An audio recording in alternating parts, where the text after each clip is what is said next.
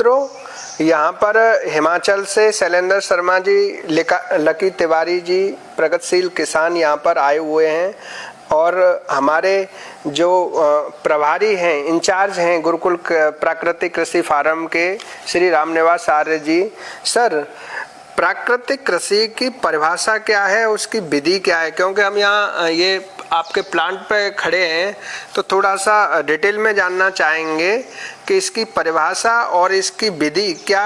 जो छोटा किसान है उसको, वो मान लो इतने बड़े उसके पास संसाधन नहीं है, तो छोटे लेवल पे वो कैसे उसको शुरू कर सकता है? जी केपी सिंह जी, प्राकृतिक कृषि क्या है, इसका अगर हम परिभाषित करें तो एक ही वाक्य में, एक ही सेंटेंस में ये कंप्लीट हो जाती है। प्राकृतिक कृषि नाम से ही विदित है,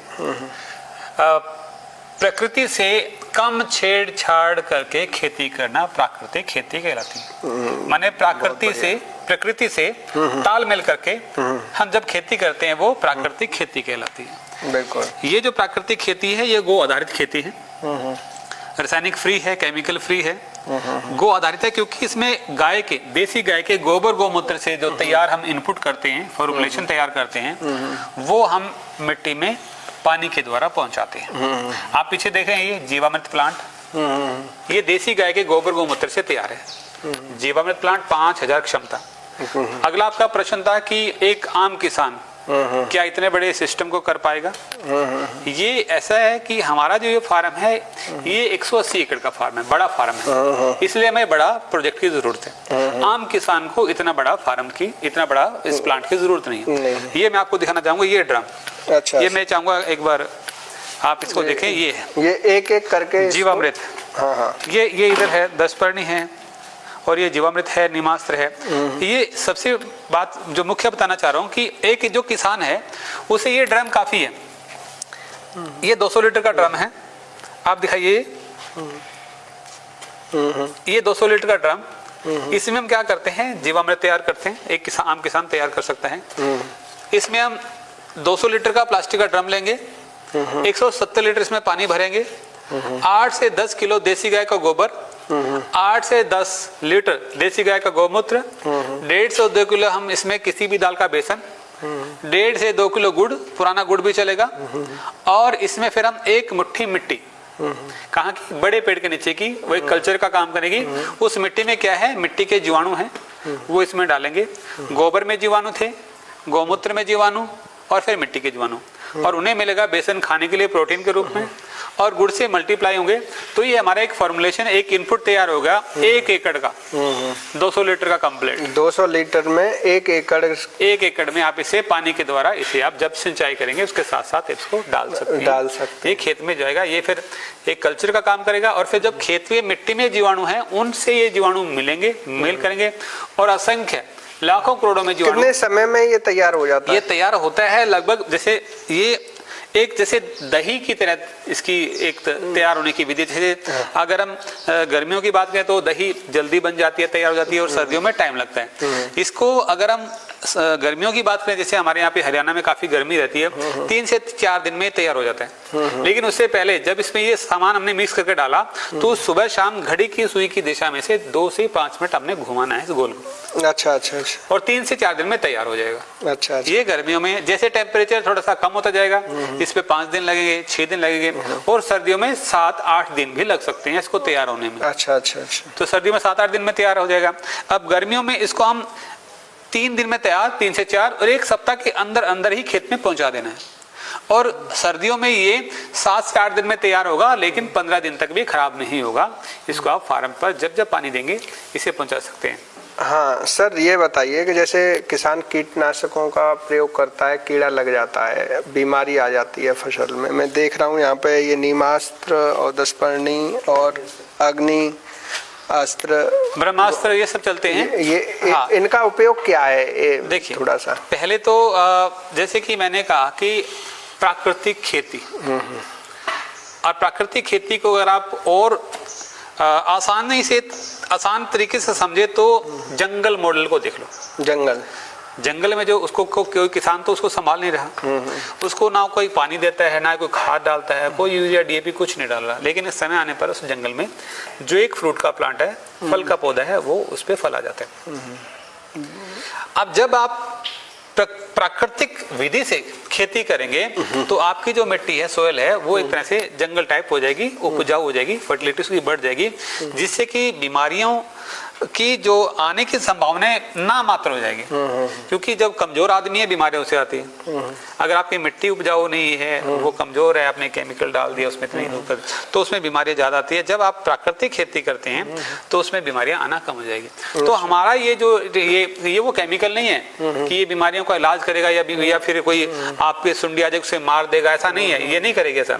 ये हमारे प्रिकॉशनरी एक इलाज करती है, सुरक्षा कवच की तरह करती है। मतलब बीमारी लगे ही ना। समझ गए। जैसे कि कोरोना काल में आपको डॉक्टर ने कहा कि आप हाथों को सैनिटाइज, जैसे नीमास्त्र क्या करता है? देखिए मैंने कहा प्रिकॉशनरी ट्रीटमेंट है। यहाँ किसान बंधु बहुत ध्यान देने वाली बात यह है कि क्योंकि लोग जो रासायनिक खेती कर रहे हैं, वो अगर आप प्राकृतिक खेती शुरू करते हैं तो कोई बीमारी आ गई है तो इसको सोचेंगे नीमास्त्र डाल दो, इससे कंट्रोल हो जाएगी, 10 पन्नी डाल दो, ब्रह्मास्त्र, अग्नियास्त्र।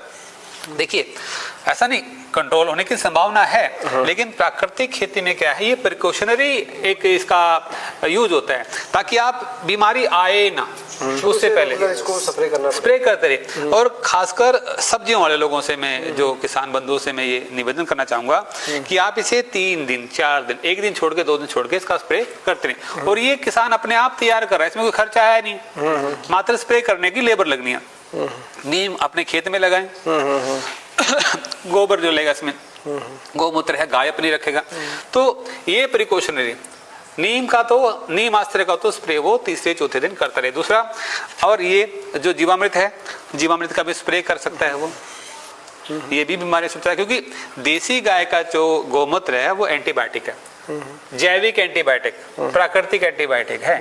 तो वो अगर आप उसका बार बार स्प्रे करते रहेंगे, मैं तो ये कहता हूँ, इतना तक कहता हूँ किसान बंधुओं कि अगर आप खाली पानी से भी पौधे को धो दोगे तब भी बीमारियां आना कम हो जाएंगी। क्योंकि अगर कहीं बीमारी पनपी, उसके अंडे बनने शुरू हुए, तो पानी से भी वो डैम हो जाएंगे, खत्म हो जाएंगे। सर, जैसे रासायनिक खेती को किसान अगर छोड़ना चाहता है, प्राकृतिक कृषि करना चाहता है, तो आचार्य जी का एक सुझाव था कि 20% लैंड पे आप प्रयोग करें। तो इसमें आपका क्या किसानों को मैसेज क्या है कि वो रासायनिक किसान प्राकृतिक खेती पर कैसे आए और वो किस तरह शुरुआत कर सकता है? देखिए, जो आचार्य श्री ने कहा कि 20% या आप पे जमीन है उसमें आधा एकड़, 1 एकड़ कम से कम अपने जो घर के लिए तो आप पैदा करें। वो इसलिए ऐसा कहते हैं ताकि जो किसानों के अंदर एक डर पैदा किसने किया? जैविक कृषि ने, ऑर्गेनिक फार्मिंग ने जो डर पैदा कर दिया है कि पहले 3 साल उत्पादन घटेगा, ये वो सब इस तरह से डरा हुआ है किसान। तो ताकि उसका वो डर निकालने के लिए, ताकि आप जब आधा एकड़ 1 एकड़ में आप प्राकृतिक खेती शुरू करेंगे तो आपका आत्मविश्वास बढ़ेगा, क्योंकि प्राकृतिक कृषि में उत्पादन घटता नहीं है। अच्छा, मतलब ये जो अफवाह फैलाई जाती है कि आप रसायन मुक्त खेती करोगे तो 3 साल उत्पादन घटेगा, फिर जमीन आपकी तैयार होगी, फिर उत्पादन बढ़ेगा, तो प्राकृतिक कृषि में ऐसा नहीं है। क्योंकि ये अनुभव हम कर चुके हैं। जैसे इस फार्म पर, प्राकृतिक कृषि फार्म पर पिछले 15 साल पहले अगर हम जाएं तो इस पे केमिकल खेती हो रही थी। उसके बाद जब ये घटना, जैसे मैंने बताया कि कोई हमारा एक कर्मचारी स्प्रे करते हुए बेहोश हो गया था, गिर गया था, तो हमने फिर सोचा कि इसका कोई विकल्प ढूंढा जाए। तो फिर विकल्प मिला हमें जैविक कृषि। हमने जैविक कृषि करना शुरू किया। वो वैसे ही हमने जो डीकम्पोज वो सब तैयार किया, तो लेकिन उसमें भी कोई हमारा खास रिजल्ट वही नहीं आया, क्योंकि वो 3 साल तक हमारी जो है जो घटने वाली जो सिस्टम हमने महसूस किया। तो हमने सोचा कि एक आम किसान अगर 3 साल तक उसके खेत में कुछ भी पैदा नहीं होगा तो अपना परिवार कैसे चलाएगा। दूसरा जो जैविक कृषि है उसमें गोबर की खाद बहुत भरपूर मात्रा में डलती है, जिससे कि जो है किसान बेचारा इतनी गाय कहाँ से लेके आएगा। क्योंकि अगर मैं बात करूं कि जो एक साइंटिस्ट की एक सिफारिश है कि जैविक कृषि के लिए, कि वो कहते हैं कि एक जो हमारी गेहूं और धान की फसल है उसमें 60 किलो नाइट्रोजन पर एकड़ चाहिए। 60 किलो नाइट्रोजन। अब 60 किलो नाइट्रोजन की पूर्ति के लिए 300-400 क्विंटल गोबर हमने एक एकड़ के लिए चाहिए, तब वो पूर्ति होती है, जो कि एक पॉसिबल नहीं है। इसीलिए जो है वो फिर हमने क्या किया, वहाँ पे हम जब असफल हुए तो फिर आचार्य श्री ने जो है प्राकृतिक कृषि मॉडल को अपनाया। और आज ये प्राकृतिक कृषि मॉडल मतलब पिछले 8 साल से लगातार हम कर रहे हैं, कोई भी किसी तरह का कोई नुकसान नहीं है, एकदम से उत्पादन केमिकल के बराबर के उससे ज़्यादा हो रहा है। अभी हमारी जो अभी धान की फसल की कटाई हुई है तो हमारा 32 क्विंटल एवरेज की बात में 32 क्विंटल, और कुछ में हमारा 35 क्विंटल तक प्रति एकड़ भी निकला है। और ये हमने किसानों को सामने बुलवा के तुलवाया है, ऐसा नहीं कि ये सिर्फ शब्दों में है। तो सर महामहिम राज्यपाल आचार्य श्री देवव्रत जी प्राकृतिक कृषि के प्रोत्साहन के लिए एक नेतृत्वकर्ता के रूप में कार्य कर रहे हैं देश के रूप में, और माननीय प्रधानमंत्री जी ने कई बार बड़े मंचों से उनके इस मिशन की प्रशंसा भी की है और लाल किले से आह्वान भी किया है। आपने सुना होगा कि किसान प्राकृतिक कृषि अपनाएं। क्या जब आप प्राकृतिक कृषि ये मॉडल आपने तैयार किया, यहाँ पर आपके जो शोध है, क्योंकि आपने तो एक ऐसी चीज कर दी कि वो जो साइंस को भी कई बार उसने चैलेंज कर दिया, यहाँ पर जो महत्वपूर्ण विजिट रहे हों वैज्ञानिक या अंतर्राष्ट्रीय या जो भी, या कृषि मंत्री या प्रधानमंत्री, उनके बारे में आप थोड़ा सा इन जो आपके जो चित्र हैं इनके माध्यम से थोड़ा सा आप बताना चाहेंगे। ये आप सामने देख रहे हैं जो हमारे यहाँ पे 6 एक गवर्नर्स प्रदेश के और यहाँ पे आए हैं, और पूर्व राष्ट्रपति रामनाथ कोविंद, 6 गवर्नर एक साथ और यहाँ पे आनंदी भाई पटेल जी हैं, आप जानते हैं, वो भी विजिट करके जा चुके हैं। और रामनाथ कोविंद जी वो विजिट, मतलब हर रोज यहाँ पे आने जाने वाले वीआईपीज का और क्या कहते हैं कि किसानों का, कृषि वैज्ञानिकों का तांता लगा हुआ है। अच्छा। वो सब ये चल रहा है। तो गुरुकुल प्राकृतिक कृषि फार्म के पास किसानों को प्राकृतिक कृषि के लिए प्रशिक्षण देने की क्या व्यवस्था है उसकी? हमारे पास प्राकृतिक कृषि ट्रेनिंग सेंटर है, गुरुकुल कुरुक्षेत्र का अपना प्राकृतिक कृषि ट्रेनिंग सेंटर है, और उसके साथ साथ हरियाणा गवर्नमेंट का भी अपना प्राकृतिक कृषि ट्रेनिंग सेंटर यहाँ पे है। और जिस पर यहाँ पर किसान आकर, उसमें जो सेंटर है गवर्नमेंट हरियाणा का, फ्री में किसान आकर ट्रेनिंग लेके जा सकते हैं। और दूसरा आपने बताया कि जो आचार्य श्री का जो ये एक मिशन जो प्राकृतिक कृषि को लेके पूरे देश में है, मैं तो ये कहूँगा कि इतना बड़ा धार्मिक और पुण्य का कार्य जो हमारे परम आदरणीय आचार्य श्री देवव्रत जी राज्यपाल गुजरात ने जो लिया है, ये धार्मिक कार्य है और पुण्य का कार्य भी है। और मैं ये समझता हूँ कि इस प्राकृतिक कृषि देश की 70% समस्याओं का समाधान है। 70%।